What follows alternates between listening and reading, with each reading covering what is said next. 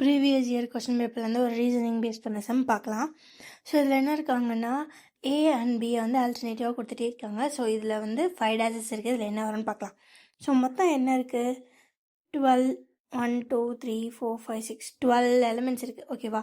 So 12 எலிமெண்ட்ஸை நம்ம 3 split பண்ணி பார்த்துக்கலாம். ஸோ அப்படி எழுதினா என்ன வரும்னா A B dash dash B A dash dash and A B dash. So இங்கே பாருங்களேன், இது ஒரு பேட்டர்னில் இருக்குது. என்ன பேட்டர்ன்? A B A. இதே பேட்டர்ன் தான் ரிப்பீட் ஆகிருக்கு. இங்கே பாருங்கள், எல்லாத்துலேயும் ஏ தான் வருது. ஸோ இங்கேயும் ஏ தான் வரும். எல்லாத்துலேயும் பி தான் வருது. ஸோ இங்கே பி.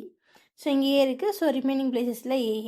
ஸோ இதை அப்படி எழுதுனா ஏ அண்ட் செகண்ட் ஏ, அதுக்கப்புறம் பி ஏ. ஸோ எப்படி பார்த்தா ஆப்ஷன் பி தான் ஆன்சர். ஸோ இந்த மாதிரி திங்ஸில் இந்த மாதிரி ஏதாவது ஒரு கரெக்டான, இப்போ 12 இருக்கிறதுனால நம்ம 3 ஸ்ப்ளிட் பண்ணியிருக்கோம். ஸோ இந்த மாதிரி பார்த்துட்டு ஸ்ப்ளிட் பண்ணி பார்த்துட்டு எழுதுனீங்கன்னா ஏதாவது ஒரு பேட்டர்ன் ஃபாலோ ஆகும். அதுலேருந்து நம்ம ஆப்ஷன் எடுத்துக்கலாம்.